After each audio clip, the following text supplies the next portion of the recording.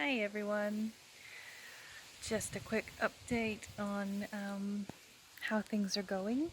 So it's the end of August now, and sorry I've had an app pop up there.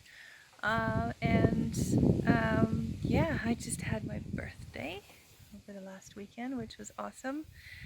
Lots and lots of good things. It was nice to have. I had a friend come over.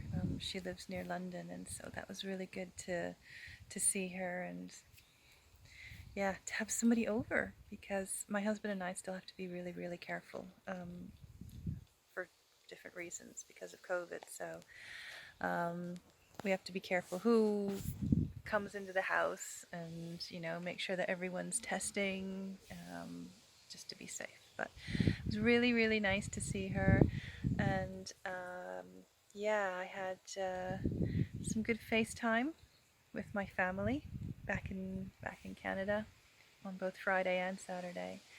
Um, and I made my birthday cake, complete with the unicorn candles, and they all got to sing me happy birthday, which was really, really fun.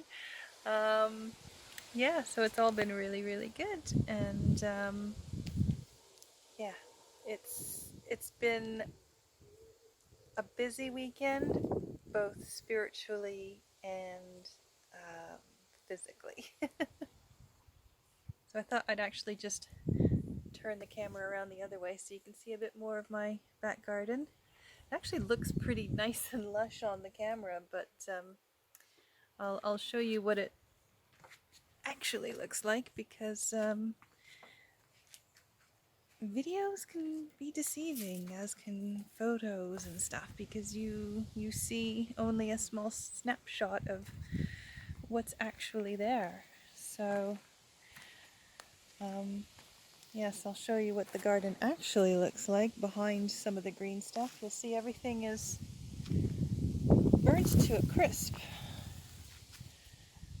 Um, Not really doing so good. I think we're starting, this is the third month now without rain. So the things that are doing well are the Mediterranean plants like my rosemary here. That can tolerate the heat pretty well. Lavender's pretty good, but the anemones aren't doing so good. The Montbrisia burnt to a crisp. I had asters here. They burnt to a crisp, and I'm hoping it hasn't affected their roots. Trees are still looking okay for now. I guess they've got their roots down pretty quick. And the rhubarb has come back, which I'm surprised at. But yeah, all the Montbrisia and stuff is just totally crapped out. Hi, honeybees. Um, so yeah, we're still in the drought. It's officially declared a drought here.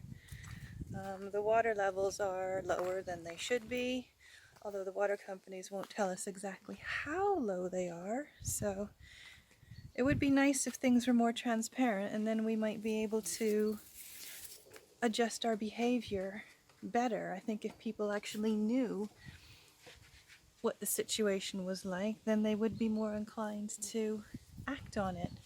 But for some reason, the water companies aren't telling us just what the case is. They're just saying everything's fine, everything's fine.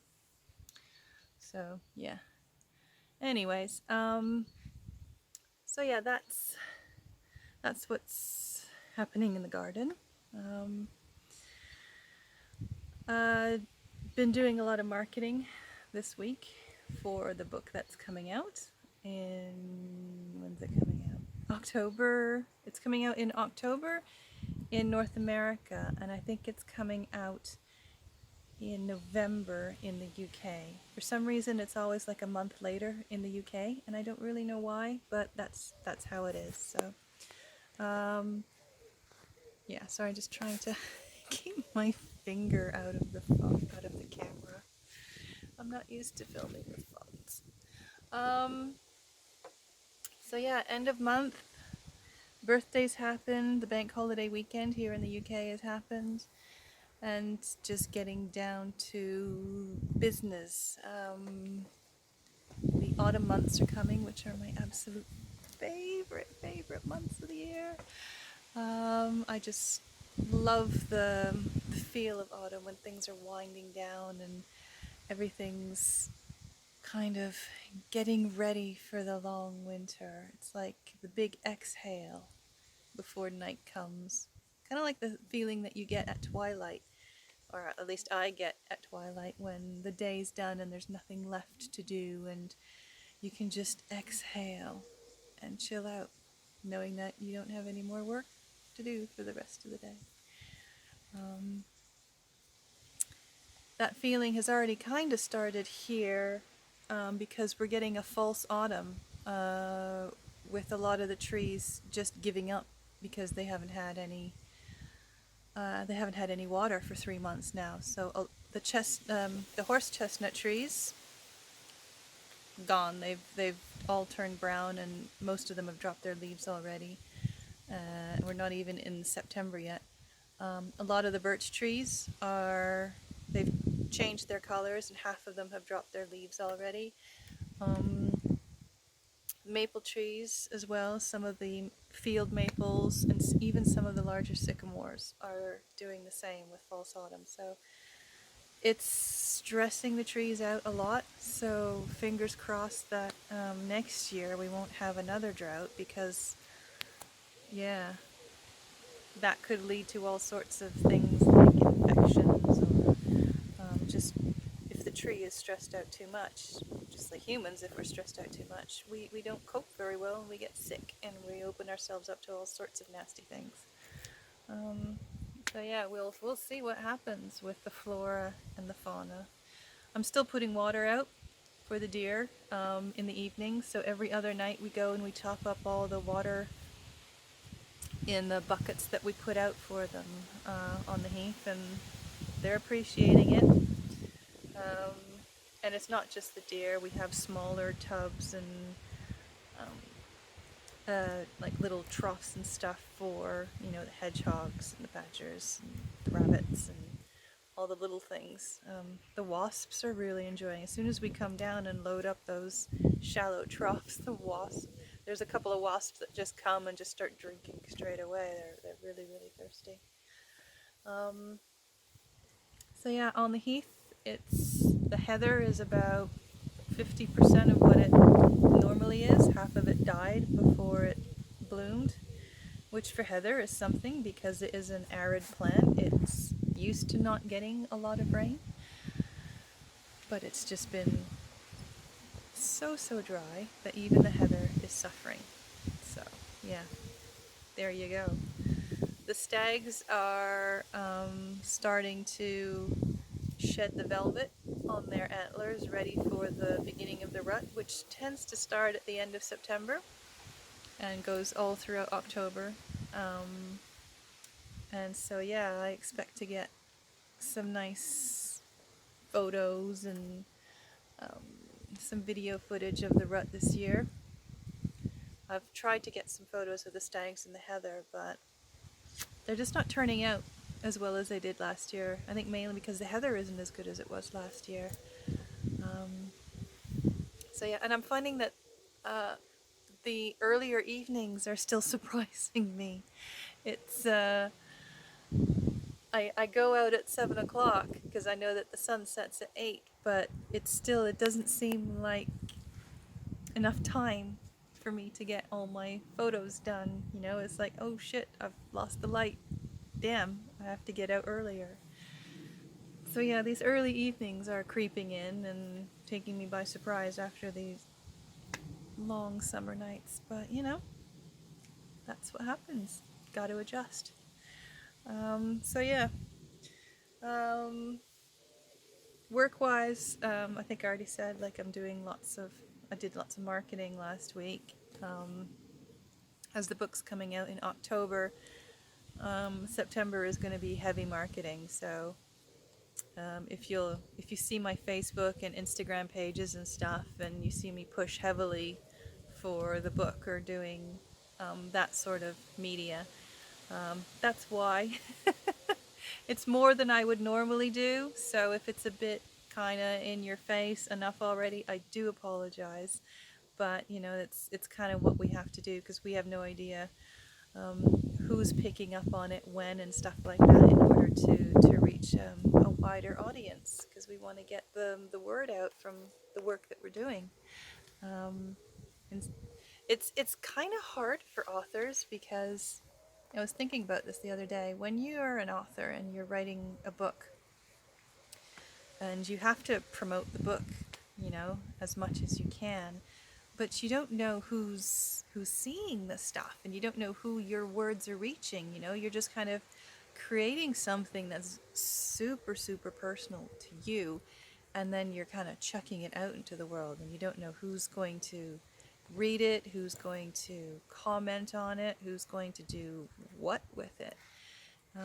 And so every time I'm like doing a marketing push, I'm like, oh, right, who's this reaching? Is it going to be beneficial? Is it going to come back and bite me in the ass? Is it going to help make somebody's life a bit better if they find some resonance with my words? Is it going to reach anybody at all? You know, you kind of just throwing stuff out into the weird world of the internet for the most part, because that's where most marketing is happening these days, and hoping for the best, which is not really, when you think about it that way, you know, just do what you're doing and chuck it out into the world and hope for the best. That's not necessarily a safe plan. I don't know if I'm making any sense, but it's a leap of faith for sure. And it's causing me some stress dreams as well. I have a recurring dream where, um, like, all of a sudden, like, I'll be out in public doing something, and then all of a sudden, I'm sure other people have these dreams all the time too, and then all of a sudden I realize that I'm not wearing a shirt, or I'm totally starkers and not a stitch on me. Um, and sometimes I'm okay with that, and I'm like, yeah, so what's the problem? And then other times I'm like, oh my god, I gotta find some clothes and put them on. And I think I have these dreams as like stress dreams, for as like mirroring when I'm doing my work and I'm putting my work out there. I'm exposing myself when I'm doing that, and I don't know what the response is coming back at me, and I'm not entirely sure how I am going to deal with that personally myself too. So sometimes I'm happy, I'm confident, I'm like, yeah, this is fine, I don't care, this is me. And other times, you know, I'm like, oh god, I gotta cover up, I gotta hide, you know, I'm not confident. So it happens to everybody, not just authors. But yeah, from talking to other authors, I know that this is kind of a common problem, you know. Um, and a lot of authors as well also have like imposter syndrome. I don't struggle with that too much, not in my books, but when I'm teaching classes, I find it's a bit different for some reason. Maybe it's just because I'm really introverted, so having that face-to-face contact adds that extra level of stress, which kind of might increase the whole feeling of the imposter syndrome. But yeah, we keep doing it because we love it and we believe in it, and yeah, I think that's important. So yeah, well, this video is already almost 15 minutes long, so I didn't intend to make a video that long. So um, that's what's been going on this week, and I hope that you all are doing well, and I hope that wherever you are in the world, you're getting a decent amount of rain, unlike us. Um, and yeah, I will talk to you soon. So take care, and yeah, blessings of the harvest to you, wherever you are in the world. And if it's spring to you, then blessings of spring, wherever you are in the world. Take care, everyone.